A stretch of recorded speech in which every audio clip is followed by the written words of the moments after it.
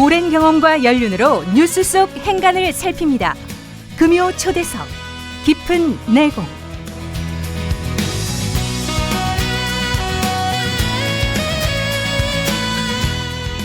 네, 깊은 내공입니다. 김진애 전 국회의원 모셨습니다. 네, 어서 오십시오. 안녕하세요. 네. 새해 복 많이 받으십시오. 새해 복 많이 받은 그렇죠. 네네. 진짜 토끼해니까. 네네. 네. 아직은... 복 많이 받을 것 같지 않아요. 근데 그렇습니까? 연초부터 네. 막 저기 난방비는 더 많이 나가고 난방비, 외교 참사는 더 걱정이 되고 네. 왜 이렇게 하여튼 여러 가지가 좀 흉흉합니다. 흉흉하죠. 네. 그 난방비부터 한번 가볼까요?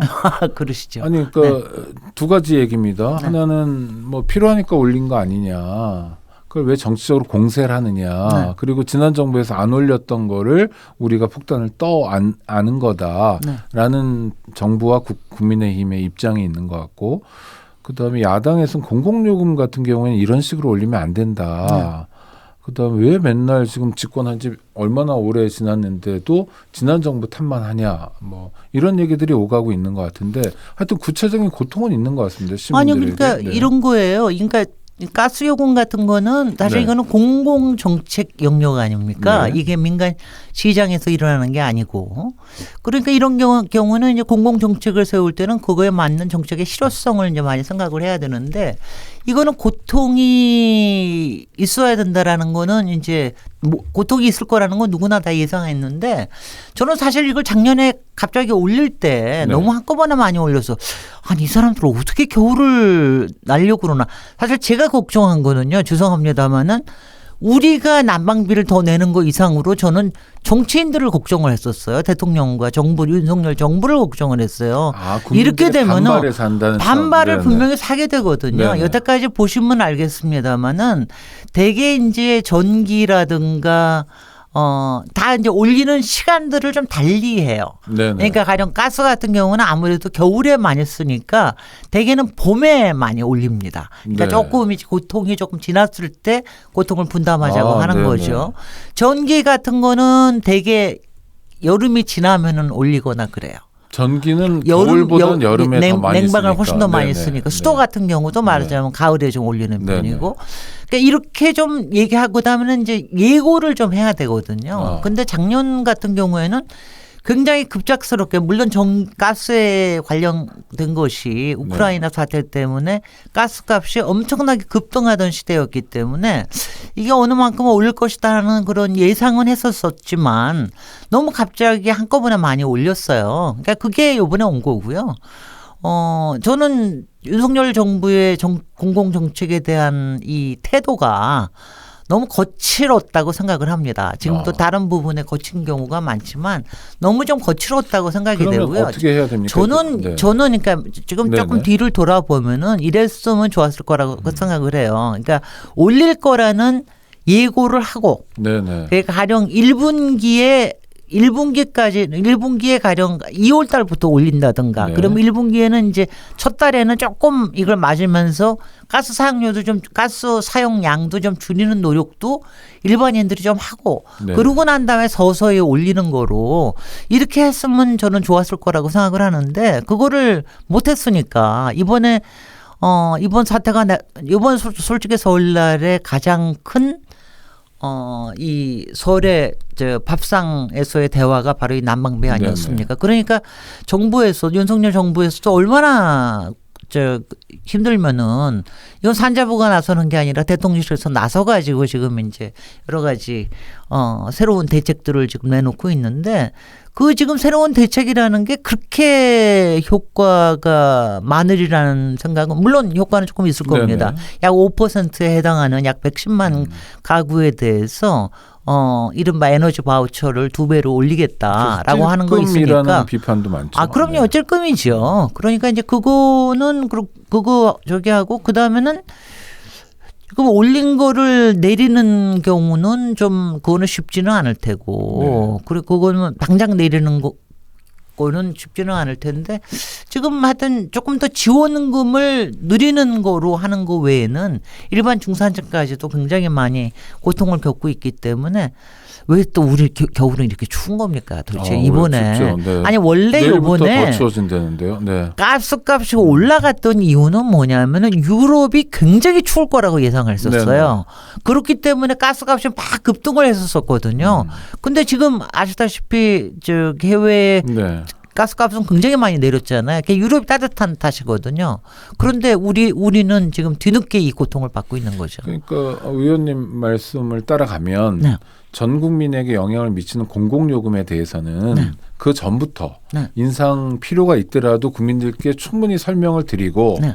이런 식이면 올릴 수밖에 없는데 뭐 이러면서 그러면서 뭐랄까 좀 섬세한 접근 뭐 이런 게 필요했다. 그러면서 이런 거죠. 네. 지금도 얘기 나오는데 네. 뭐 단열 잘하십시오. 그다음에 난방기는 어떻게 쓰십시오. 네. 뭐 이런 걸 하는데 그런 거를 겨울 초입부터 했었어야 되는 거예요. 그러니까 12월 달 그쵸. 되면서부터 좀 있으면 입춘인데. 그쵸? 그러니까 맞아요. 이제 그때부터 네. 자꾸 그런 얘기를 많이 하고 그러면 사람들이 야 이거 좀 많이 올라서 문제되나 보다. 네. 우리도 좀 어떻게 좀 해볼까. 뻑뻑이도 좀 더 네. 붙여볼까. 네. 이런 걸 가지고 정부에서 하는 역할은 국민들이 그런 걸 대비할 수 있게 해줘야 되는 네. 거 아니에요. 그러니까 그런 거를 하나도 안 하니까 정말 공감 제로에 그러니까 전혀 너무 거칠어요. 그러니까 저는 보일러도 네. 요새 계속 나오는 정보가 네. 뭐 외출할 때는 뭐를 어떻게 해놓으세요. 쓰고, 아예 끄지는 네. 마시고 네. 뭐 이런 얘기를 하는데 네. 이건 겨울 시작할 때 집중적으로 나올 얘기죠. 글쎄 말이죠. 그러니까 네. 우리가 뭐 안전사고 날 때마다도 그렇고 하여튼 여러 가지 있을 때마다 너무 뒷방 처리만 하고 뒤끝 처리만 하고 예방을 하는 이런 거에 대한 섬세함이 너무 없는 것 같아요. 윤석열 정부에서 특히. 네, 근데 그러니까 저는 그게 뭐냐면 네. 한마디로 겁이 없습니다. 관심이 없고 정책에 대한 관심이 없고 겁이 없어서 그렇다는 생각을 겁이 해요. 없다. 그래도 산업자원부 공무원들은 그대로 아닙니까? 공무원들은 자기한테는 뭐가 오는 건 아닌데 왜 그럽니까? 그건 하면은 정권에 대한 건데 자기네들은 하라는 대로 하는 거지 그걸 뭐 저거 하겠습니까?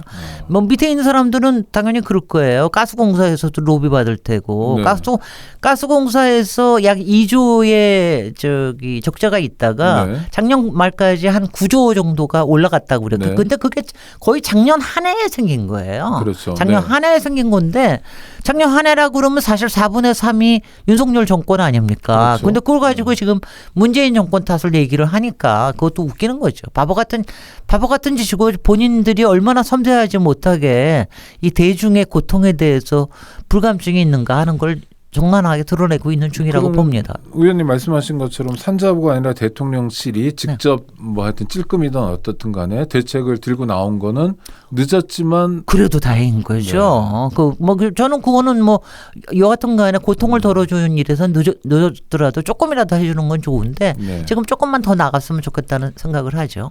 좀 더 나가야 네. 된다. 좀 더 나간 중산층까지의 지원을 조금 더 했으면 좋겠다 하는 생각이 예산을 드는데 좀 더 투입해야 된다는 말씀이시군요. 지금 이제 네. 추경 해가지고 지금 민주당 쪽에서는 한 7조 정도를 더 네네. 하자 뭐 이런 얘기를 하는데 그렇게까지는 하지 않는다 하더라도 뭐 그거를 얘기를 해볼 필요가 있잖아요. 그러니까 네네. 국회에서도 논의를 좀 더 해봐야 되고 그리고 이번 경우에 이제 사실 이럴 때 좀 섬세하게 하면은 사실 이재명 대표가 얘기를 해서 그렇지 그 횡재세라고 하는 거예요. 횡재세라고 하는 것도 사실 그거 가지고 나오자마자 뭐 반대로 얘기하는데 사실 이런 게 에너지가 오를 때라든가 아니면 코로나 때라든가 항상 이런 갑자기 생긴 일 때문에 횡재를 보는 기업들이 있잖아요. 가령 작년에 정유회사들은 뭐 지금 뭐 잔치들 하고 있지 않습니까? 은행들. 성과금, 은행들도 돈 많이 은행들도 벌었다고 그렇고. 그러고요. 그러니까 그럴 때는 거기서 좀 세금을 좀 걷어서 그거를 고통 분담하는데 좀 쓸 수 있도록 하는 게 그런 게 필요한 거죠. 거기다가 지금은 이제 걱정이 되는 게 가스 요금을 이렇게 올리는 거라든가. 가스공사의 적자를 이렇게 정부에서 걱정해주고 하는 게 이게 혹시 민영화를 위해서 이렇게 하려고 그러는 거 아니냐 이런 걱정까지 들게 만드니까 그러니까 여러 가지 점에서 하여튼 좀 더 정부는 좀 국민 특히 못 사는 국민들 더 생각 좀 해주시면 좋겠습니다. 못 사는 국민은 굉장히 고통스럽고요. 그렇지 않더라도 이를테면 어르신들 뭐 강남에 아파트가 있다 하더라도 소득이 적은 어르신들 소득이 없거나 적은 어르신들 같은 경우에는 난방비가 고통스럽지 않을까요? 아, 당장 고통스럽죠. 현찰이 나가야 되기 때문에. 그것도 그렇고요. 네. 지금 복지 쪽에도 예산이 굉장히 많이 줄었잖아요. 네네. 올해 들어와서. 근데 복지 쪽에 지금 복지회관들이 사실 저소득층 노인들께서는 주로 복지회관에 가서 많이 네네네. 하는데 거기서도 많이 줄어가지고 하는데 이럴 때 가스요금 인상에 앞장섰던 오세훈 시장 같은 사람은 문정부를 욕하면서 거기에 복지회관에 나가서 조금이라도 더 지원해드리겠다 이런 식으로 굉장히 모순적인 그러니까 좀 위선적으로 보이는 이런 행동들을 하는 게 어떨 때 보면 좀 역겹긴 합니다. 근데 그런 걸 해야죠. 네. 해야 됩니다. 네. 횡재세라는 건 그러니까 통상 버는 돈 말고 네. 급격하게 많이 벌면 네. 그거를 세금으로 걷어들이자. 네. 그리고 어떤 기업이 횡재했으면 그 이면 네. 어두운 그림자, 네. 그러니까 드리운 곳, 이를테면 난방비 때문에 고통받는 뭐 다수 시민들을 위해서 비용을 쓰자 이런 개념인가요? 그렇죠. 네. 그러니까 이게 반응 보십시다. 지금 가스공사가 구조가 됐잖아요. 네네, 적자가. 네. 근데 올해부터는 수익이 올라갈 거 아니겠어요. 그죠? 그렇죠, 올렸으니까. 올해는 이 뭐 수익이 적자폭이 굉장히 많이 줄어들고요. 적자폭이 이제 적자폭이 줄어들죠. 그러면 네. 이럴 때는 가스 공사기 때문에 네. 공공에 대해서는 국고에서 어떤 경우에는 지원을 해줄 수 있다라고 네. 아니면 뭐 이자라도 지원을 해주든가 이런 걸 해줄 수가 있거든요. 그럴 때는 횡재세의 일부를 그걸 쓴다라든가 그리고 횡재세의 가령 뭐 절반은 중산층을 위해서 어떤 보조금으로 쓴다라든가 이런 걸 할 수가 있는 거 아니에요. 네. 그러니까 그런 여유를 좀 갖는 게 정부로서는 필요한 일이죠. 근데 그런 개념들이 이제는 좀 필요할 때가 됐다고 봅니다. 네. 네. 최소한 논의라도 시작해야 된다. 그럼요. 당장 시행은 네. 아니더라도요. 이게 코로나 때 네. 코로나 위기가 갑자기 일어나면서 그때 유럽에서는 사회연대세라는 거를 만들기 시작을 네, 했잖아요. 그게 뭐냐면은 코로나 때문에 전체적으로 산업은 위축됐지만 거기에서 이른바 웹 산업들, 네, 또 인터넷 산업들, 뭐 배송업체 이런, 그러니까 급격하게 성장한 데가 있잖아요. 거기에서는 연대세 조금 더 세금을 더 많이 부과를 하자. 그다음에 조금 더 잘 버는 쪽에서는 조금 더 세금을 더 내자. 당장 얼마 기간 동안에는 그러면서 고통 분담을 사회적으로 나누는 이런 것들은 좀 할 때가 됐다고 보는 게 요새는 갑자기 무슨 일이 어디서 생길지를 몰라가지고요. 누가 예측이나 했겠습니까? 글쎄요. 네. 거기다가 지금 윤석열 정부에서는 지금 뭐 여러 가지 세금을 깎아주는 일들을 너무나 많이 하고 있기 때문에 정부에서도 여력이 없는데 이렇게 사회적으로 같이 고통을 분담할 수 있는 그러니까 이게 항상 있는 건 아니지만 필요할 때 쓸 수 있는 이런 제도들도 이제는 도입할 필요가 있다고 봅니다. 어떤 기준이 필요하겠네요. 그럼요. 보통보다 상당히 많이. 그야말로 누가 봐도 횡재라고 할 만큼의 소득이 있으면 그런 경우에는 지금 종료에서는 확실히 횡재입니다. 네. 그런 경우에는 세금을 더 걷도록 거기다가 하자. 지금 하면 저도 지금 배가 아파지는 게 지금 은행도요. 은행 그렇죠. 네. 아니요. 은행도 금리 때문에 저기 하는데 이 사람들 대출은 그대로 이자는 늘리면서 지금 이제는 예금 이자는 다 3%대로 다시 내려왔어요. 5% 올라간다고 했던 데가 2달 전입니다. 그런데 지금 다 3% 이하로 내렸거든요. 그리고 자기들끼리는 성과급 잔치하고 그것도 정부하고 손발을 맞추지 않으면 그런 일 할 수 있습니까? 이런 거 생각하면은 속상한 거죠.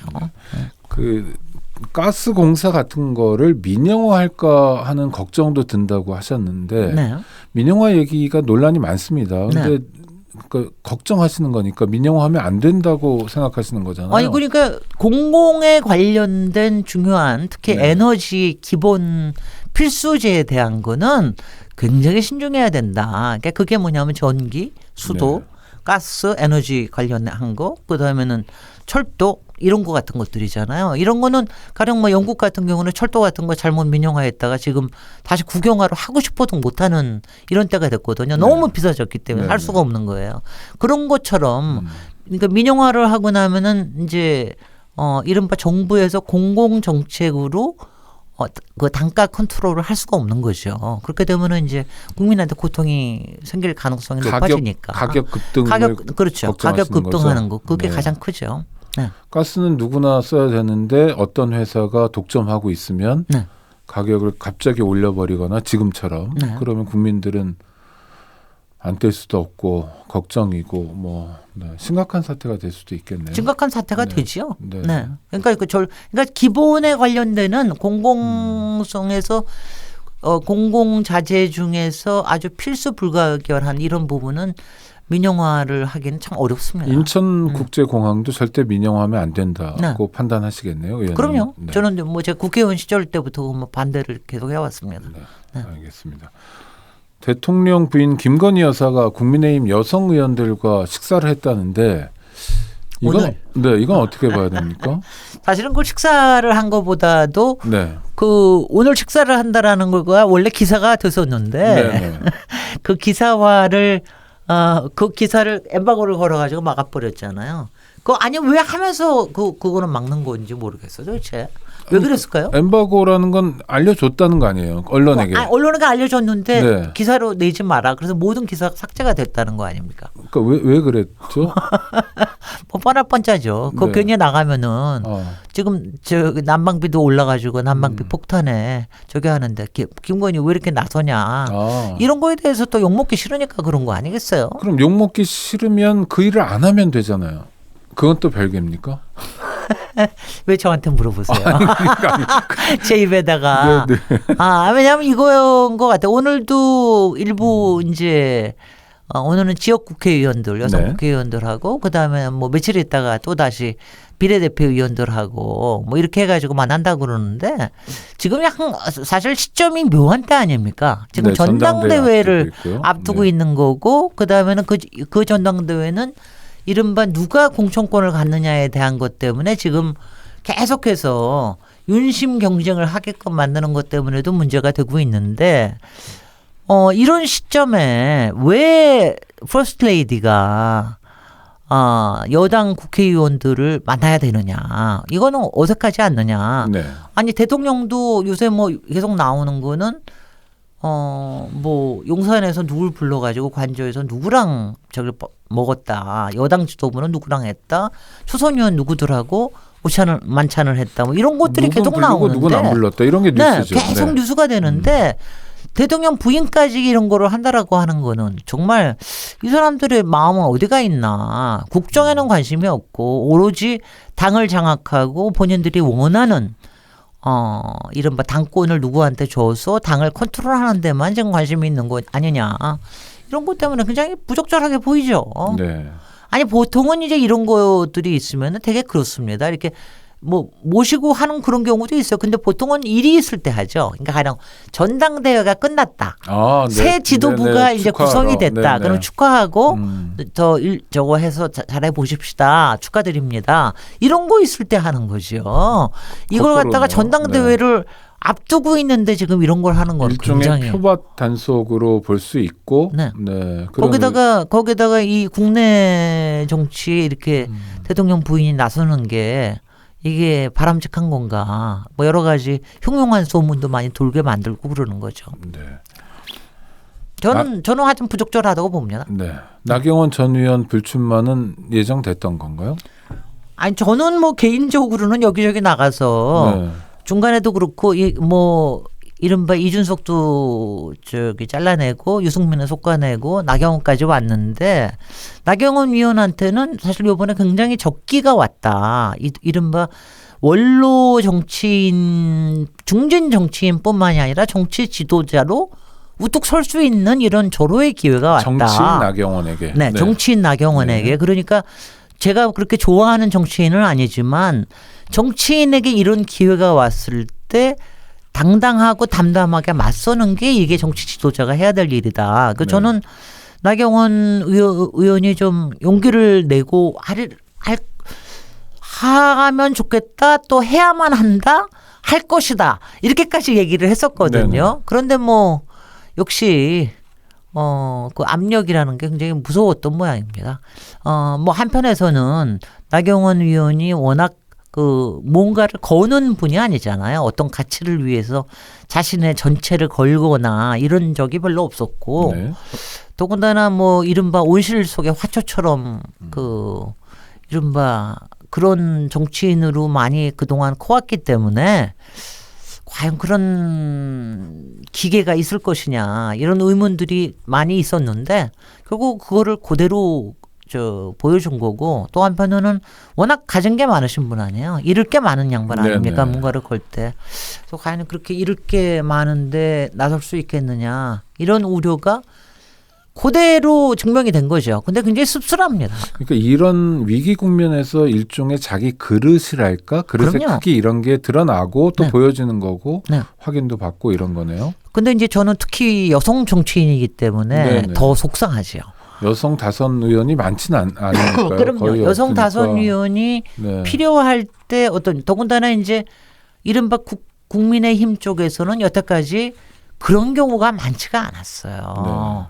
근데 솔직히 좀 여성 정치인의 가장 높게 올라간 분이 사실은 박근혜 전 대통령인데 박근혜 전 대통령이 사실 여성 정치인으로서 최고의 위치에도 갔지만은 굉장히 최저의 역량을 이제 보여줬잖아요. 그러니까 여성 정치인도 뭔가 새롭게 거듭나는 모습을 계속 보여줘야 되는데 사실 두 번째로 가장 주목받던 사람이 나경원 의원인데 나경원 의원이 이렇게 맥없이 저는 무릎을 꿇는 걸 보면서 더구나 무릎을 꿇는 모습도 결코 아름답지 않지 않습니까? 네. 지금도 뭔가를 호소하고 있는 것 같이 보이잖아요. 그러니까 그런 거 보면 정말 세상에 뭐라고 뭐 이렇게 가진 게 많아가지고 저렇게 얼마나 압박을 받았으면 저럴까 뭐 이런 생각도 들고요. 안타깝습니다. 하여튼간에. 네, 안 됐다 이런 마음도 들고 뭐 그릇의 크기도 확인했고 네, 좋습니다. 민주당으로 한번 가보면 이재명 대표가 내일 검찰에 출석한다는데 이번엔 또 다른 사건입니다. 대장동. 네. 예상대로 뭐 여러 가지 사건들이 전개되고 그럴 텐데 검찰의 대응에 대해서 뭐 구상영장을 청구한다든지 또 개개 사건에 대해서 다 기소한다든지 그러니까 민주당 일각에서 나오는 건 대표직 수행할 수 있겠냐 뭐 이런 얘기들이 나오는데 의원님은 어떻게 보세요? 아니 뭐 이거는 저는 그냥 확실하게 몇 달 전부터 그냥 계속해서 입장을 확실하게 하는데 일단 검찰은 본인들이 얼마나 불온하고 또 무능한가를 계속해서 드러내고 있어요. 그러니까 증거를 가지고 얘기를 하는 게 아니라 전원이나 아니면 검찰의 증언만 가지고 계속 얘기를 하고 있어요. 네. 그러니까는 이제 가령 지금 얘기가 나온 게 뭐냐면 저는 확실하게 이렇습니다. 이게 뇌물의 증거가 명확하게 나온다. 아니면 배임의 증거가 명확하게 나온다. 네. 이러면 그다음부터는 뭔가 책임지는 거를 얘기를 할 수가 있는데 뭐 돈을 지금 줬다 받았다 뭐 이런 거 같은 게 아무것도 안 나온단 말이죠. 지금까지는 없었죠. 네. 그리고 정영학 녹취록에 지금 1300페이지가 풀렸는데 거기서도 이재명이 거론되는 게 47번인데 거기도 그 사람은 깐깐하다. 안 넘어간다. 이제 그런 이런 얘기들만 주로 나오지. 이재명 몰래 돈 좀 달라고 그러는데 어떡할까? 그러니까 뭐 이런 얘기로만 나오거든요. 네네. 그러니까는 그런가 하면 그러면 그렇게 오랫동안 많은 인력을 투입해서 수사했는데 밝히지 못했으니까 무능한 거고 불온은 뭡니까? 불온한 거는 그러면서도 흘리잖아요. 네. 그러면서도 흘리는 건 뭐냐면은 가령 배임에 대해서는 어떤 것들을 사인을 했다. 근데 그거는 당연히 시장으로서 사인을 해야 되는 걸 사인을 한 걸 가지고 뭐라고 계속해서 언론에 흘리잖아요. 이런 거 같은 거 거기다가 성남 FC 같은 거는 그런 거 같은 거는 분명 왜냐 성남 FC 같은 거는요. 제가 검사가 아니더라도 어떤 검사도 돈의 흐름만 따라가면 또 한두 달이면 밝힐 수 있는 얘기를 여태까지 1년 반을 끌고 왔잖아. 이미 무혐의 된 걸 가지고. 이런 거 같은 거를 해놓는 게 이거는 완전히 불온한 거다 검찰이. 네네. 그래서 저는 이런 게 이렇게 나타나는 상황에서는 지금 이거는 검찰이 불순한 동기를 가지고 지금 하고 있다고 밖에는 볼 수 없다. 이런 상황에서는 무슨 얘기를 할 게 있어요? 그런데 여당 내부에서도 물론 소수긴 합니다만 뭐 대표직 내려놔야 된다 이런 목소리도 있습니다. 그건 어떻게 봐야? 그건 얘기하라죠. 그런 사람들도 있다. 그런 사람들도 있고 그다음에 뭐 저 여당에서도 그런 얘기, 여당에서는 뭐 당연히 그런 얘기 할 때지만 이거 뭐냐면 우리가 그 몇 년 전에요. 기소만 돼도 당직을 내려놔야 된다 이런 얘기가 나올 때 뭐냐면 주로 뇌물 혐의가 많았어요. 검찰에 대해서 그때만 하더라도 검찰에 수사나 기소에 대한 사회적인 신뢰가 어느 만큼 공정성. 있었습니다. 네네. 그 신뢰를 무너뜨린 게 누굽니까? 윤석열 검찰총장의 검찰이에요. 네. 그걸 무너뜨린 게 지난 3년에서 5년 사이에 다 무너뜨린 거거든요. 그러니까 그 무너뜨린 검찰이 지금 더구나 하고 있는 꼴을 보면 이거 믿을 수 있는 거야. 왜냐하면 이번에도 구정 전에 설날 전에 언론 플레이를 엄청나게 했단 말이죠. 검찰에서 나온 걸 가지고 단독이다 해가지고 했는데 그거 다 아니 그럼 증거가 뭐야? 그거에 대한 증거 나온 게 있어? 아니 유동규가 주장한 거래. 이런 것밖에 없잖아요. 알겠습니다. 그러니까는 이럴 때 이제는 검찰하고 맞대응해가지고 검찰을 바로 세우기 위해서 지금 싸워야 될 때지. 지금 잘하고 있는 대표를 관두게 한다. 더군다나 검찰에 그러면요 검찰이요. 저도 검찰에 뭐 여기서 말을 할 수 없지만 네네. 해가지고 무혐의 처리되고 이런 의원님 것도 시간이 있는데 다 돼서 다 지금 됐어. 기준은 네. 검찰의 기소가 당 대표직 내려놓는 것의 기준이 될 수는 될 수는 없다. 없다. 불어나고 무능하기 때문에. 네. 알겠습니다. 그렇습니다. 김진애 전 국회의원과의 인터뷰였습니다. 고생하셨습니다. 네, 감사합니다. 고맙습니다.